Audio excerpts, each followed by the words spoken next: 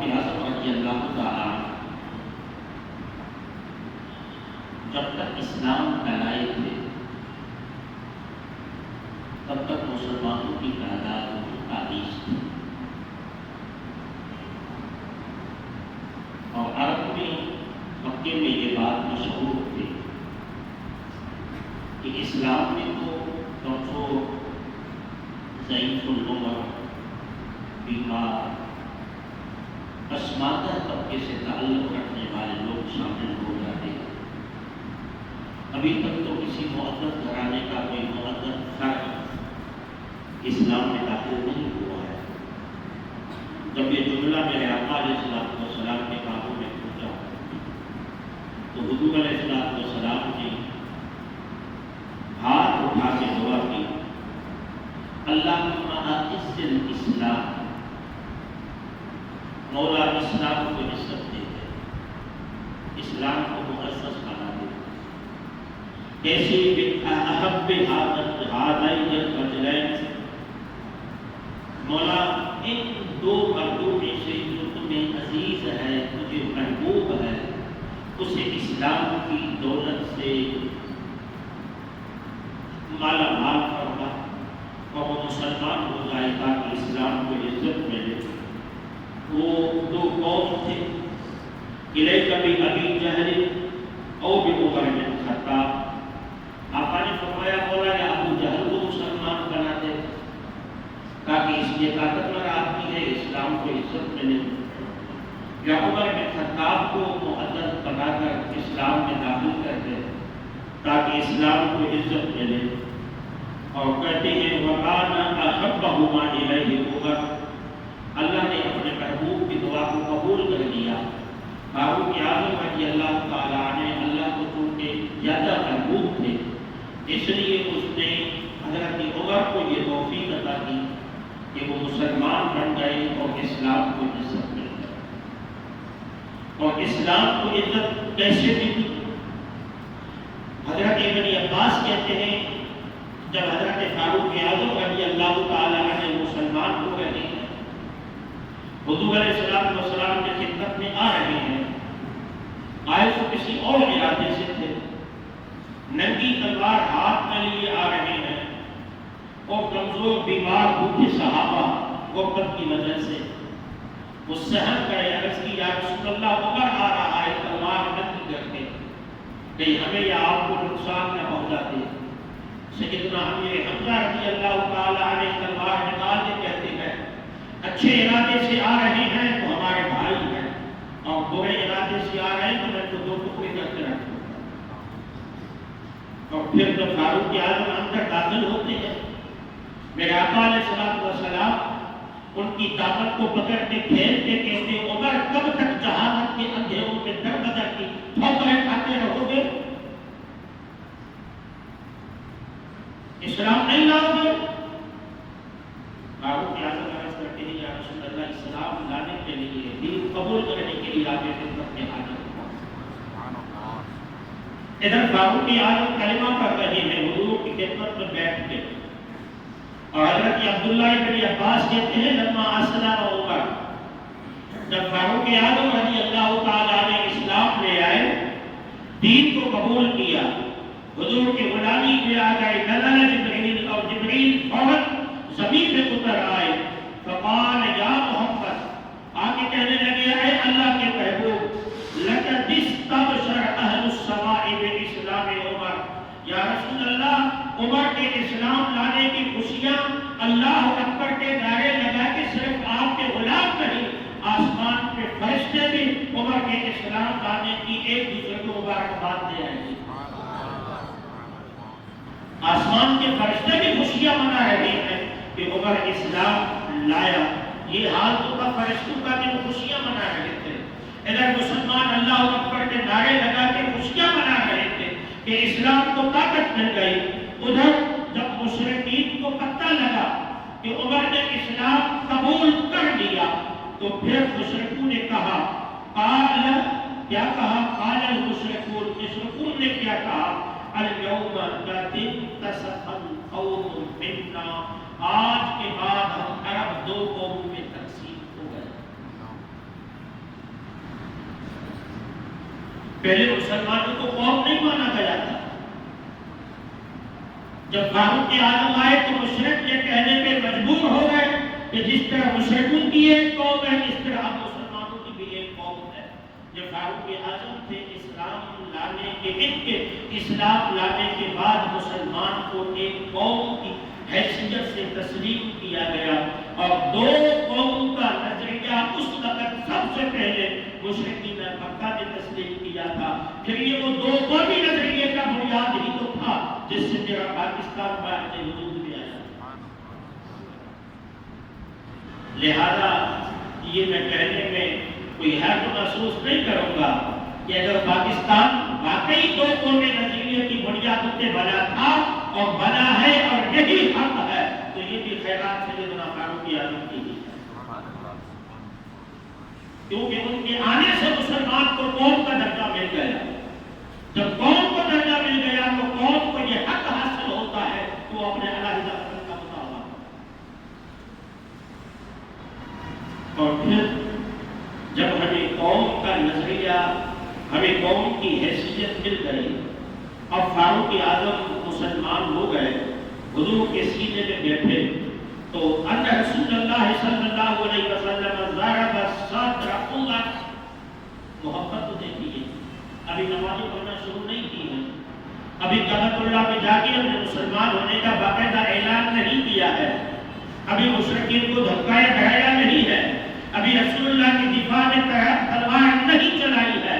مسلمان ہو کے میرے محبوب کے سامنے تشریف رکھتے ہیں. میرے آقا علیہ الصلوۃ والسلام اپنا مبارک ہاتھ حضرت فاروق اعظم کے سینے پہ رکھتے تھے اور سینے پہ ہاتھ رکھ کے 3 مرتبہ میرے آقا علیہ الصلوۃ والسلام دعا کرتے ہیں اللہم اخرج ما فی صدرہ من علم. مولا اسلام لانے سے پہلے عمر کے دل میں جتنی اسلام سے مجھ سے غریبوں سے ہم سے نفرت تھی مولا اس نفرت کو ختم کر دے. یہ جہاں تک میں نے پڑھا یہ اعزاز کسی اور کو نہیں ملا اس طرح جس طرح فاروق اعظم کو ملا تھا. اور 3 مرتبہ پھر فرمایا ابدع لہ ایمانا, مولا اس کے دل میں ایمان کی دولت بھر دے. اور پھر فاروق اعظم کہا کرتے تھے کہ اسلام لانے سے پہلے جتنی شدید نفرت میں حضور علیہ الصلوۃ والسلام سے اور مسلمانوں سے اور اسلام سے کیا کرتا تھا, حضور کے سینے پہ ہاتھ لگانے کا کمال یہ تھا اب اس سے زیادہ مجھے محبت اللہ کے رسول کے دل کی سینے میں پیدا ہو چکی. یہ عمر کو پہلی خیرات بنی تھی مصطفیٰ سے محبت رسول کی, محبت مصطفیٰ کی. اور حضرت فاروق اعظم رضی اللہ تعالیٰ عنہ کا مقام تو دیکھیے.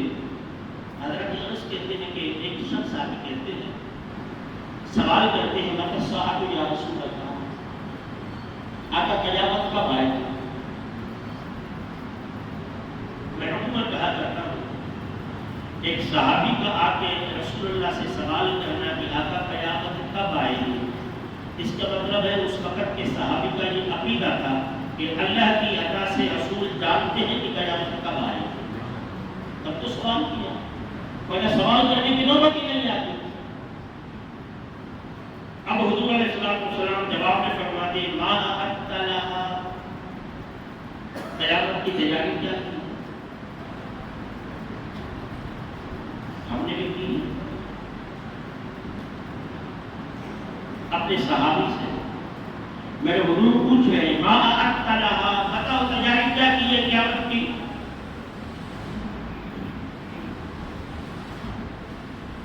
وہ کہتے ہیں لا شیء, صحابی کہتے ہیں کچھ بھی. پوچھتا ہوں نبی کی صحبت میں رہنے والا کوئی بے نمازی ہے؟ تلاوت قرآن نہیں کیا کرتا ہوں, ساری عبادتیں ایک طرف رکھ دو. حضور کے مکرے کو تبتا رہتا تھا اس سے بڑھ کے کوئی عبادت ہو سکتی ہے؟ عابد تو تھا, صحابی تو تھا, متقی پرہیزگار تو تھے, اس لیے کہ صحابی تھے. حضور نے پوچھا ما اعدت لها, تیاری کیا کی ہے؟ وہ کہتا ہے لا شیء یا رسول اللہ, کا کچھ بھی ہے. اللہ و رسولہ، آقا بس اور کچھ بھی نہیں، اللہ اور اس کے رسول سے محبت کرتا ہے، اور کوئی تیاری نہیں ہے، عمل اچھے ہونے کے باوجود بھی بھروسہ عمل پہ نہیں ہے، اس کو تیاری نہیں کہہ رہے ہیں۔ تیاری کیا ہے؟ بس احب اللہ و رسولہ، میں اللہ اور اس کے رسول سے محبت کرتا ہوں۔ میرے حضور سمجھ گئے کہ اس کے پوچھنے کا مقصد تعریف معلوم کرنا نہیں تھا، کچھ اور تھا۔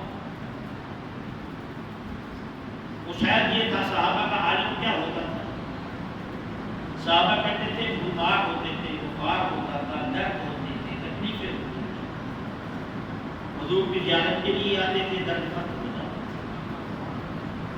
غربت تھی، لوگوں نے ہمارا بائیکاٹ کیا ہوا تھا، بازار سے ہمیں پیسوں کو بھی نہیں دی جاتی تھی، ہمیں ایک گھاٹی میں بند کر کے رکھ دیا گیا تھا، ہمارا حال یہ تھا، اب کہاں سے لائیں، کہاں سے کمائیں، کہاں سے کھائیں، ہمارا اقتصادی بائیکاٹ کیا گیا تھا۔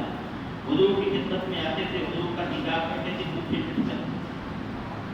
بس صحابی کو یہی ستایا ہوگا کہ یہاں تو 12 گھنٹے کی بھوک برداشت نہیں ہوتی، بھوک لگتی ہے، حضور کے چہرے کو تک نہیں آ جاتے ہیں۔ جب 50,000 سال کا دن ہوگا، پیاس ہوگی، تڑپ ہوگی، اس وقت ہمارا کیا ہوگا؟ کوئی کھانے کا بھی پوچھے گا یا نہیں، کوئی پینے کا بھی پوچھے گا یا نہیں؟ بس یہ غم اسے ستا رہا تھا۔ اس لیے آگے پوچھا کہ قیامت کب آئے گی، تاکہ قیامت کا ذکر چھیڑ دوں، شاید حضور کوئی تسلی دے دوں۔ وہ نفس شناس آقا نے، اللہ کی عطا سے غیب غیرت جاننے والے آقا اس کی دل کی بات کو سمجھ گئے تھے۔ تو میرے حضور نے ان سے پوچھا کہ قیامت کی تیاری کیا کی ہے؟ اس نے آقا کہا آقا کچھ بھی نہیں، سوائے یہ کہ اللہ اور اس کے رسول سے محبت کرتا ہوں۔ میرے آقا علیہ السلام نے فرمایا انت مع من احببت، اے صحابی اگر تو اللہ اور اس کے رسول سے محبت کرتا ہے تو گھبرانا نہیں، تیری جس کے ساتھ محبت ہوگی قیامت کے دن اسی کے ساتھ اٹھایا جائے گا۔ اور صحابہ کہتے ہیں کہ اللہ کی عزت کی قسم ہمیں کبھی اتنی خوشی حاصل نہیں ہوئی جتنی خوشی حضور کے اس فرمان سے ہوئی تھی کہ تیری جس کے ساتھ محبت ہے قیامت کے دن اسی کے ساتھ تمہیں اٹھایا جائے۔ یار میں آگے چلتا ہوں، 1 منٹ کے لیے آپ کو یہاں روکتا ہوں۔ ہر کوئی اپنی گریبان میں جھانک کے دیکھے، ہر کوئی اپنے کردار پہ نظر کرے، ہر کوئی اپنے دل اور دماغ کو حاضر کر کے رکھ لے ہماری محبت کس سے۔ کہنے کو تو غلامی رسول میں موت میں قبول ہے کہ نعرے ہم لگاتے ہیں، کہنے کو تو کہتے ہیں نہ ہو جو عشق مصطفیٰ تو زندگی فضول ہے، یہ نعرے تو بچپن سے لگاتے ہوئے آ رہے ہیں، لیکن اپنے گریبان میں جھانک کے دیکھیں کہ ہماری محبت کس سے ہے۔ سچ بتاؤ، خدا سے یا پیسے سے؟ محبت ہماری اللہ سے زیادہ ہے یا دنیا سے؟ کہنے کو کہتے ہیں کہ اللہ سے محبت زیادہ ہے، اگر اللہ سے محبت زیادہ ہے تو کیا اللہ کے کہنے پہ ہم زکات بھی دیتے ہیں؟ کیا اللہ کے حکم پہ ہم غریبوں کی دلجوئی بھی کرتے ہیں؟ کیا اللہ کے حکم پہ ہم مسکینوں کی مدد بھی کرتے ہیں؟ کیا اللہ اور اللہ کے رسول کی رضا کے لیے ہم محتاجوں اور مسکینوں کی خبر گیری بھی لیتے ہیں؟ جب نہیں لیتے ہیں اور واقعی اللہ اور اس کے رسول سے ہماری محبت ہے تو محب کی کیا تمنا ہوتی ہے کہ محبوب مجھ سے خوش ہو جائے۔ کیا ہم نے اپنے محبوب کو خوش رکھنے کی کوشش کی؟ ہم نے دنیا داروں کو خوش رکھنے کی کوشش کی، ہم نے تو اولاد کو خوش رکھنے کی کوشش کی، بیوی کو خوش رکھنے کی کوشش کی۔ کاش اللہ اور اس کے رسول کی اطاعت میں ماں باپ کو خوش رکھنے کی کوشش کرتے، ہم نے تو یہ بھی نہ کرتا ہے۔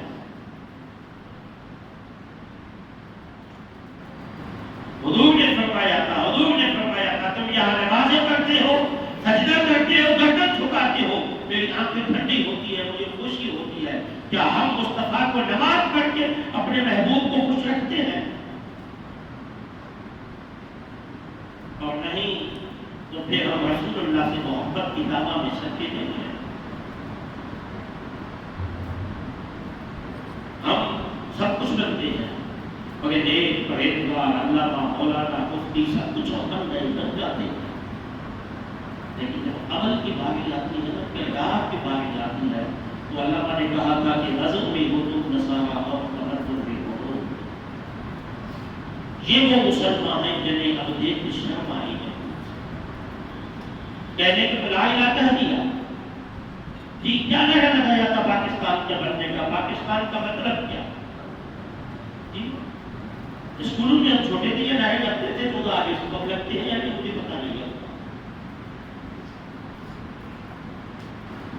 لا الہ الا اللہ کے نام پہ ہی جو پاکستان لیا گیا تھا، علامہ نے تو اس وقت ہی کہا تھا کہ خرد نے کہہ بھی دیا لا الہ کو کیا حاصل، دلوں نے کہا مسلمان نہیں تو کچھ نہیں۔ کیا میرا دل مسلمانوں کا ہے؟ مسلمانوں کے دل میں تو اللہ اور اس کے رسول کی محبت ہوتی ہے، کسی اور چیز کی نہیں۔ کیا ہماری جگہ مسلمان والی ہے؟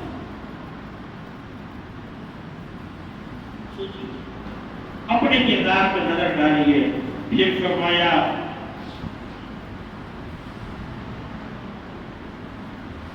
فما فرحنا بشيء فرحنا بقول النبي انت من احببت، کہتے ہیں اتنی خوشی ہمیں اس سے پہلے کبھی نہیں ہوئی تھی۔ حضور نے فرمایا تیری جس کے ساتھ محبت ہے قیامت کے دن اسی کے ساتھ اٹھایا جائے گا۔ قال انس کہتے ہیں اس وقت کھڑا ہو گیا اور عرض کی یا رسول اللہ اگر یہ بات ہے فانا احب النبی، آقا میں آپ سے محبت کرتا ہوں، وابا بکر و عمر، میں ابو بکر سے بھی محبت کرتا ہوں اور عمر سے بھی محبت کرتا ہوں۔ بات کہاں کی چل رہی تھی اور کہاں تک آ کے وہ کھڑی ہے؟ پوچھ رہا ہے قیامت کب آئے گی، اس کے ساتھ کیا تیاری کی ہے؟ کچھ نہیں کی ہے سوا یہ کہ اللہ اور اس کے رسول سے محبت کرتا ہوں۔ آقا نے فرمایا جس کے ساتھ محبت ہے اس کے ساتھ اٹھایا جائے گا۔ اتنا کافی تھا کہ بس میرے خدا کے ساتھ محبت ہے، اتنا بھی کافی تھا کہ بس میرے رسول کے ساتھ محبت ہے۔ صحابی اپنا عقیدہ بتا رہا ہے کہ صرف خدا اور اس کے رسول کی محبت سے کام نہیں چلے گا، تو آگے بھی بڑھنا ہوگا۔ کیسے؟ کہا میں محبت کرتا ہوں ابو بکر سے بھی اور عمر سے بھی۔ لہذا صرف نبی کی محبت کا نام لے کے صحابہ پہ تنقید پہ تیل لگانے کا کام نہیں بنے گا۔ کام تب بنے گا جب صدیق اکبر سے بھی محبت کرو گے، فاروق اعظم سے بھی محبت کرو گے کہ میرے آقا نے فرمایا ابو بکر کی محبت اور ابو بکر کا شکر ادا کرنا میری امت میں واجب ہے۔ اور پھر کہتے ہیں ارجو، میں اللہ کی ذات کو امید رکھتا ہوں ان اکون معهم بحبی ایاہم۔ انس کہتے ہیں کہ مجھے چونکہ ان سے محبت ہے میں رب سے امید کرتا ہوں کہ قیامت کے دن میں ابو بکر عمر اور اپنے آقا کے ساتھ اٹھایا جاتا ہے۔ اور پھر آگے کہتے ہیں وَإِن لَمْ أَعْمَلْ بِمِثْلِ أَعْمَالِهِمْ، بخاری اور مسلم کی حدیث ہے، وہ کہتے ہیں گرچہ میرے اعمال ان جیسے نہیں۔ ایک صحابی کہتے ہیں انس بن مالک حضور کے غلام ہیں، حضور کی صحبت میں رہنے والے ہیں، حضور کے خدمتگار ہیں، وہ کہہ رہے میرے اعمال ابو بکر عمر جیسے نہیں، لیکن ان کی محبت کی وجہ سے انشاءاللہ میں قیامت کے دن امید رکھتا ہوں ان کے ساتھ اٹھایا جاؤں گا۔ تو لوگوں کیا ہم نے بھی ان سے محبت رکھی؟ ہم نے بھی صحابہ سے محبت رکھی؟ اپنے دل میں حضور کے صحابہ کی محبت پیدا ہو، حضور کے اہل بیت اطہار کی محبت پیدا ہو۔ جب یہ محبت ہو جائے گی تو پھر کام بن جائے گا۔ اور محبت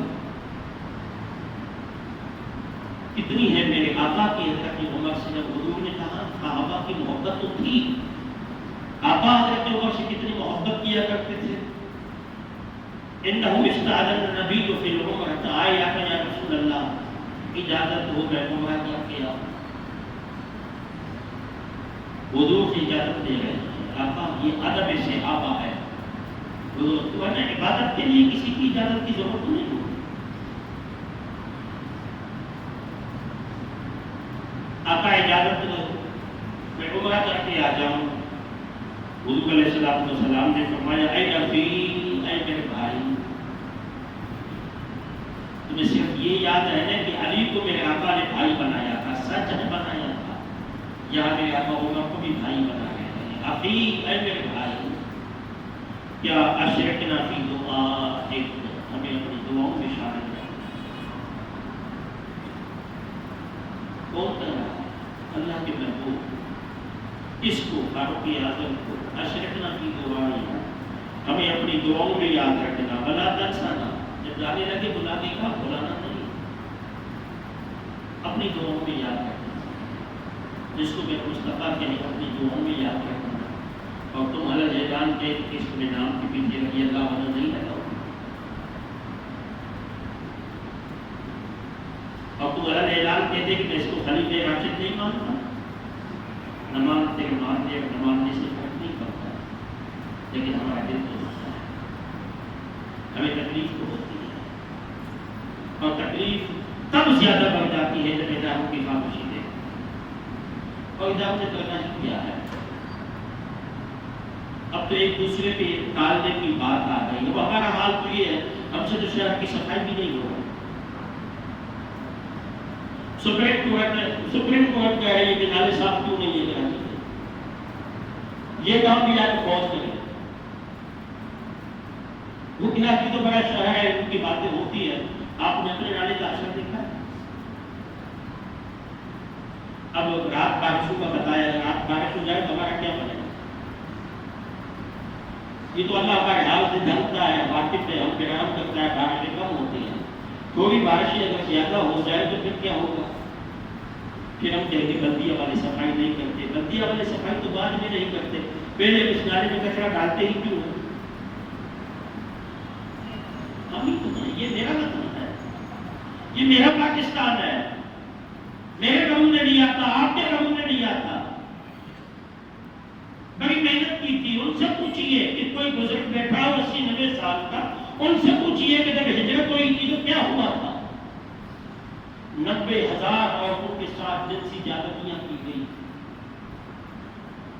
5,000 کم از کم سیدہ خواتین نے کنوؤں میں کوٹ کے سرحد کے کنوؤں اور نہروں میں اپنی عزت اور ناموس بچایا تھا۔ آج آپ کے بزرگوں کے روحیں تڑپتی ہوگی جب ان کی نسل والے کہتے ہیں کہ ہمیں پاکستان نہیں چاہیے، ہم نے یہاں کی غلطی کی تھی۔ بدنصیبی یہ ہے، وہ ملک جو لا الہ الا اللہ کے نام پہ دیا گیا تھا، محمد رسول اللہ کے نام پہ دیا گیا تھا، 1857 کی جنگ آزادی سے لے کر 1947 تک کے 90 سال کے عرصے میں ہمیشہ مسلمانوں نے قربانیاں دی، علماء نے قربانیاں دی۔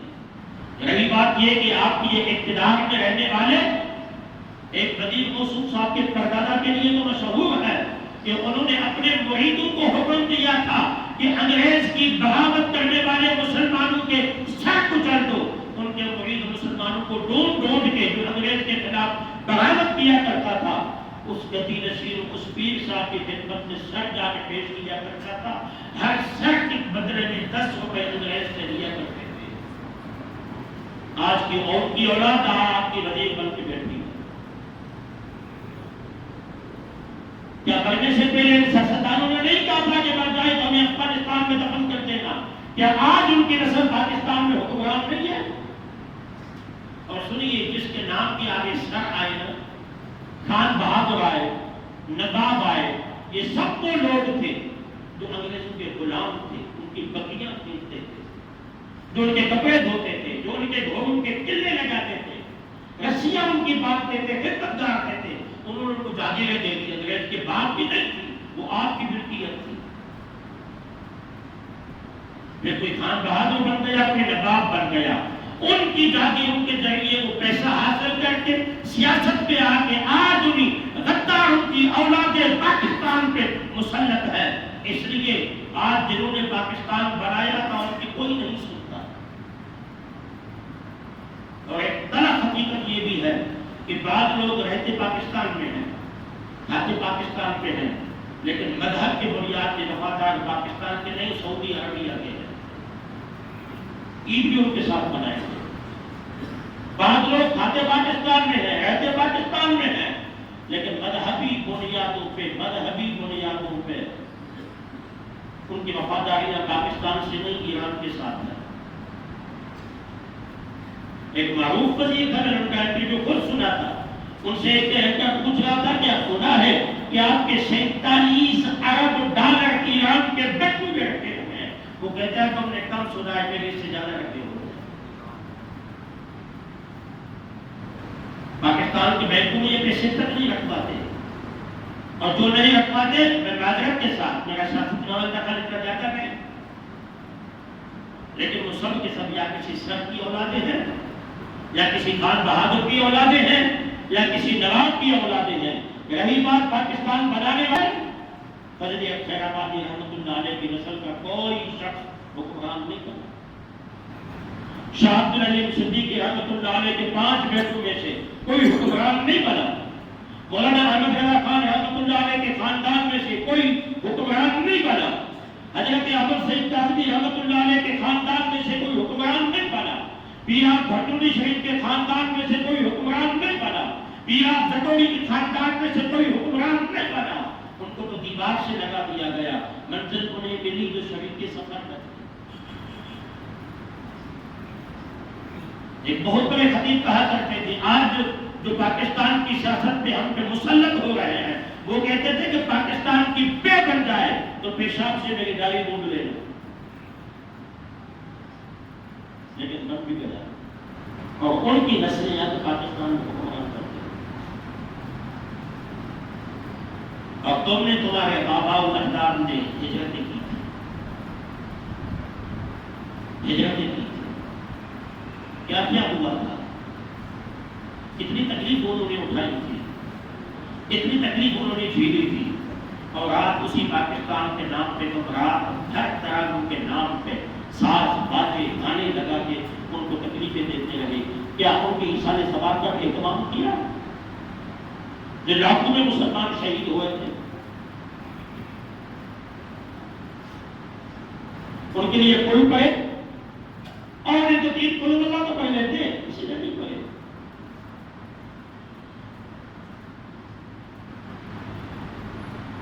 اپنے گریبان میں کیا کرتے ہیں؟ سوچیں کہ ہم نے کیا کیا ہے، ہم نے وطن کو کیا دیا ہے، ہمارا معاملہ کیا ہے. اس لیے وطن سے محبت ہے. مسلمان پاکستانی بنا، لیکن ابھی تک ہم پاکستانی نہ بن پائے. ابھی تک مہاجر، ہم ابھی تک سندھی ہیں، ہم ابھی تک پنجابی ہیں، پٹھان ہیں، ایسے ہے. ہم ابھی تک بلوچ اور سرائکی ہیں، ہم ابھی تک پاکستانی نہ بن پائے. جی انہوں نے ہجرتیں کی تھی، تکلیفیں اٹھائی تھی، ملکیتیں چھوڑی تھی، آبا و اجداد کو چھوڑا تھا، تنے تنہا آ گئے تھے. انہیں کیا بتایا گیا تھا؟ انہیں یہ بتایا گیا تھا ایسا خطہ بنا دیا جائے گا جس میں تمہاری جان، مال، عزت، آبرو محفوظ ہوگی. کیا محفوظ ہے؟ تو جس مقصد کے لیے پاکستان بنا تھا، مقصد کو حاصل نہیں ہوا. 73 سال گزر گئے، مختلف قسم کے نظام ہم پہ آزماتے رہے، تجربے ہم پہ ہوتے رہے. اس لیے کہ ہم پہ جو مسلط ہوئے وہ پاکستان کے وفادار نہ اس وقت تھے نہ اب ہے. اب بھی ان کے بچے باہر پڑھتے ہیں، اب بھی ان کی ملکیت ملک سے باہر ہے. اب بھی یہ آسرے میں رہتے ہیں کہ کہیں کچھ ہو جائے تو ہم یہاں سے پہلی فلائٹ کے ذریعے ملک سے باہر چلے جائیں. 73 سال میں اپنا علاج بھی یہاں لے کے علاج کروانے کے لیے بھی باہر چلے جاتے ہیں. یہ آپ کو لگا تھا، آپ نے اسے بنانا ہے، آپ نے اسے سنوارنا ہے. الیکشن کا دن آئے تو پاکستان بننے کا مقصد یاد رکھنا. مقصد کیا تھا؟ انہیں کہا گیا تھا کہ وہاں ہم ایسا نظام بنائیں گے جس میں آزادی سے وغیرہ نبی کے ترانے پڑھ سکیں گے.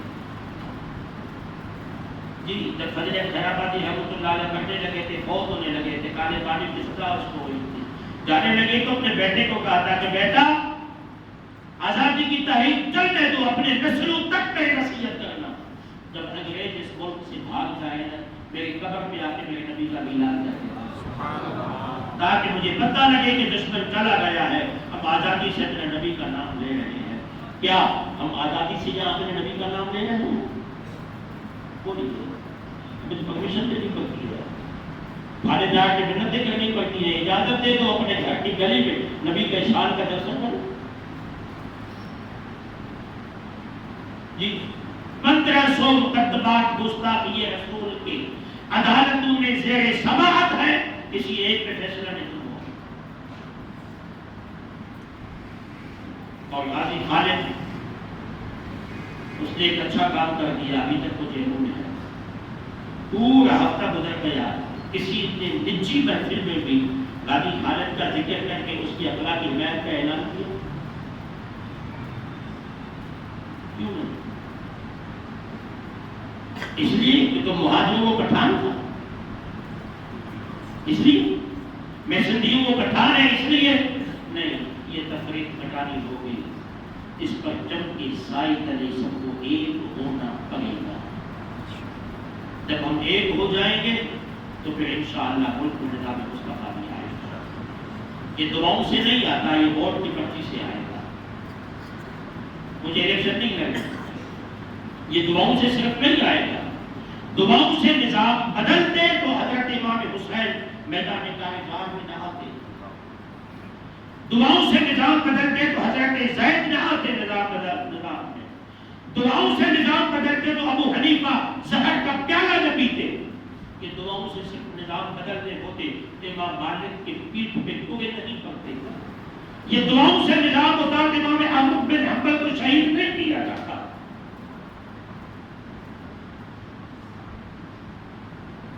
یہ طے کر لیں کہ ہمیں اپنے قوم کا, اپنے ملک کا, اپنے وطن کا حال مفادات کرنا ہے. یعنی اللہ میرے وطن کی, میرے وطن کی حفاظت, میرے بابو کی حفاظت, ہمارے بابا کی حفاظت.